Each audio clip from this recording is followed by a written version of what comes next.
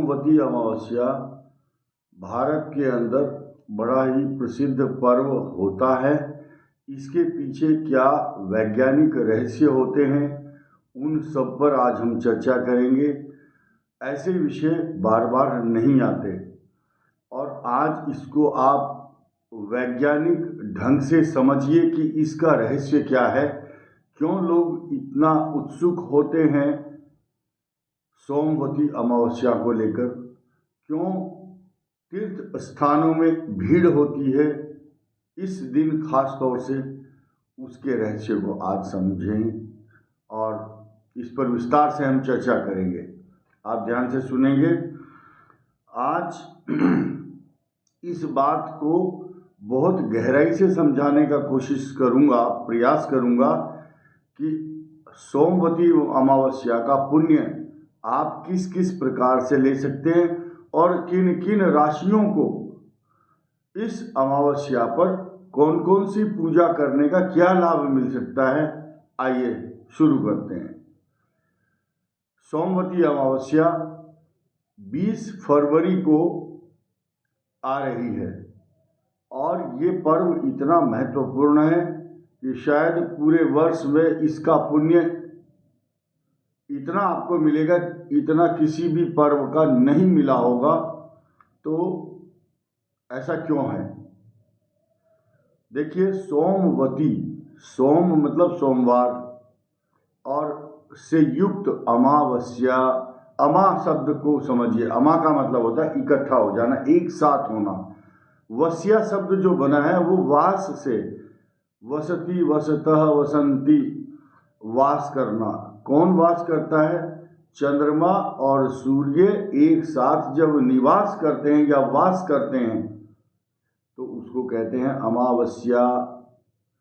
और जबकि पूर्णिमा में 180 डिग्री एक दूसरे के आमने सामने होते हैं, अमावस्या पर एक साथ हैं, तो एक साथ पुण्य मिलेगा। लेकिन किस किस राशियों को मिलेगा इस पर भी चर्चा करेंगे।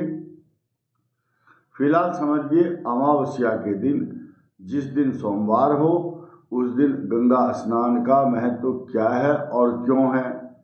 इसके अलावा उस दिन पिंडदान, तर्पण, यज्ञ, हवन, पूजन और दान।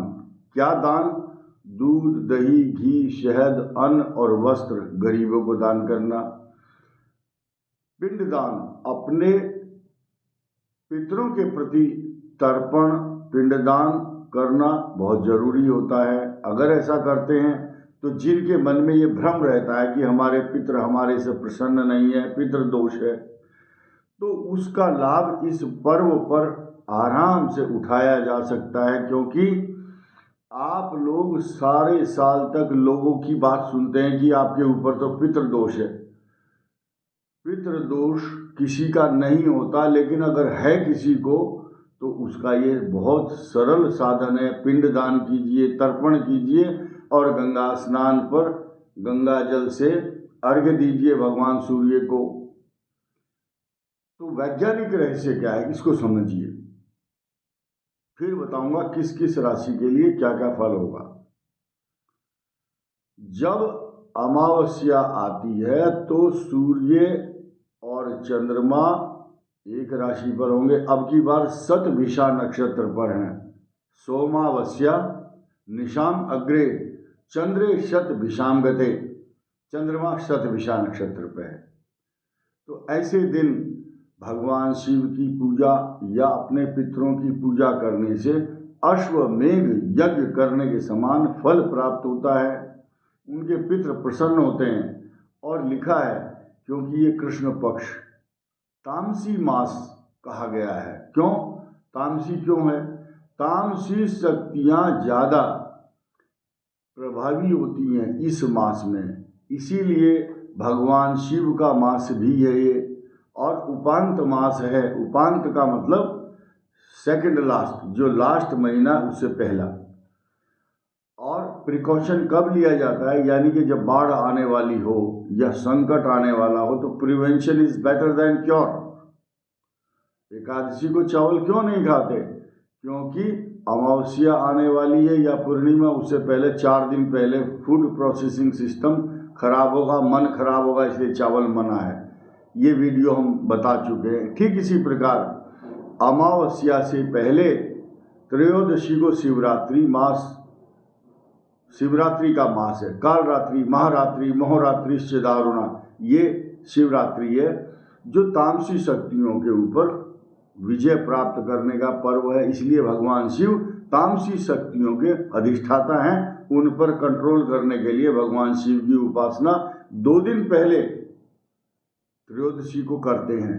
इसीलिए करते हैं कि 2 दिन बाद अमावस्या आएगी और उस दिन, क्योंकि अंधकार की रात्रि है, वो तामसी शक्तियाँ हावी होंगी, ज़्यादा प्रभावी होती हैं। इसलिए सोमवती अमावस्या को गंगा स्नान करना चाहिए। अगर गंगा स्नान नहीं कर रहे तो गंगा जल की 2 बूंद अपनी बाल्टी में डालो, बाथरूम में स्नान करो। किसी भी तालाब या सरोवर, शास्त्र कहता है, या घर के निकट ही कोई सरोवर है उसमें स्नान कर सकते हैं। तो अलग अलग तीर्थ हैं, कोई कुरुक्षेत्र जाता है, कोई हरिद्वार, कोई बनारस, कोई जाएगा संगम, प्रयागराज। तो ये अपनी अपनी श्रद्धा के ऊपर है, लेकिन घर बैठे ही आपको पुण्य मिलेगा। आप घर में ही स्नान कीजिए, आपके पितर प्रसन्न होंगे। तो अमावस्या के दिन वैज्ञानिक रहस्य क्या है? चंद्रमा उस दिन रात को दिखाई नहीं देता। सूर्य, चंद्रमा और शनि तीनों एक साथ इस राशि पर हैं, कुंभ राशि पर, और शतभिषा नक्षत्र पर हैं। विष योग बना हुआ है। तो ऐसे विषैले योग को सभी राशियां कैसे खंडित कर सकती हैं? चंद्रमा मन सो जाता है, चंद्रमा मन के ऊपर प्रभाव करता है।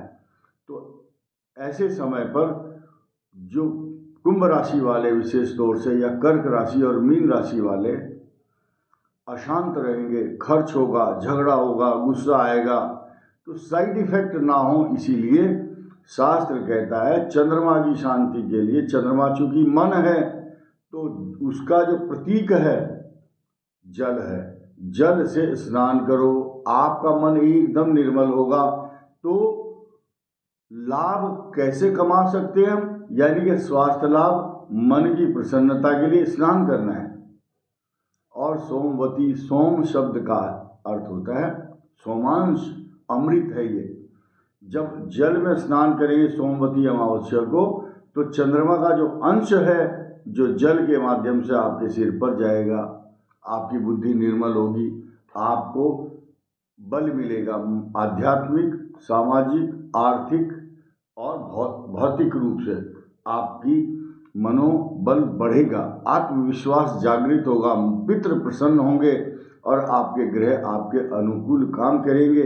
ये है आत्मविश्वास बढ़ाने का तरीका। ठीक इसी प्रकार पूर्णिमा के समय क्यों स्नान करते हैं? अमावस्या पर क्यों स्नान करते हैं? क्योंकि चंद्रमा का जो अंश है वो जल है पृथ्वी पर। अगर हम स्नान करते हैं अमावस्या और पूर्णिमा पर, तो हमारे मन के अंदर जो गुब्बार है, भूचाल है, मन उद्वेलित और विषैला मन नहीं होता, अच्छा रह जाता है। क्यों? आप देखेंगे ज्वार भाटा समुद्र में आता है, पूर्णिमा के दिन आता है, क्योंकि जो जल है वो अपने तत्व चंद्रमा की ओर उछाल लेना चाहता है। ठीक इसी प्रकार आपका जो मन है, चंद्रमा मनसो जातः, चंद्रमा मन है, तो उस मन को शांत करने के लिए ये बहुत आवश्यक है। अब हम और राशियों की बात भी करेंगे। मिथुन, तुला और कुंभ, इनको भी मन अशांत करने वाला ये समय होगा, इसलिए सभी राशियों को खास तौर से स्नान करना चाहिए। वृष राशि, मेष राशि के लिए बहुत ही शुभ, बहुत अच्छा समय ये अमावस्या का रहेगा। उनके लिए मान सम्मान, पैसा, प्रॉपर्टी सब कुछ मिलेगा। धनु राशि, मकर के लिए अत्यंत शुभ, कन्या के लिए, सिंह के लिए अत्यंत शुभ।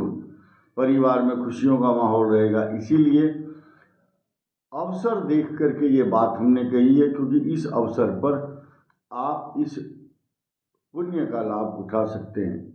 इस पर क्या काम करना है, खास तौर से भगवान शिव की पूजा आपके लिए वरदान सिद्ध होगी। दूध, दही, घी, शहद, चंदन, बेलपत्र, बेर, ऋतुफल और वस्त्र, ये सब भगवान शिव को अर्पण करें और अभिषेक करें। उनका अभिषेक करते समय मंत्र बोलिए ओम नमः शिवाय। वैसे आप रुद्राष्टक का पाठ कर सकते हैं, शिव महिमन स्तोत्र, पंचाक्षरी स्तोत्र, नागेंद्रहाराय त्रिलोचनाय भस्मांगरागाय महेश्वराय नित्याय शुद्धाय दिगंबराय तस्मै नकाराय नमः शिवाय, इस प्रकार से स्तोत्र पढ़ें। आपकी समस्त मनोकामनाएं पूर्ण होंगी और आपकी जो सबसे बड़ी उपलब्धि ये होगी, आप जब ये पूजा करेंगे, जो अगली पीढ़ी है आपकी, उसको पता चलेगा कि सोमवती अमावस्या होती क्या है, हम ये सब क्यों करते हैं। अगली जनरेशन को एक परंपरा के रूप में, आप वसीयत के रूप में ये एक शिक्षा दे करके जाएंगे कि सोमवती अमावस्या का ये महत्व होता है और प्रभाव होता है। इसीलिए एक बार और सोमवती अमावस्या पर आप सभी को शुभकामनाएं और इसका पुण्य का लाभ उठाएं। धन्यवाद, नमस्कार।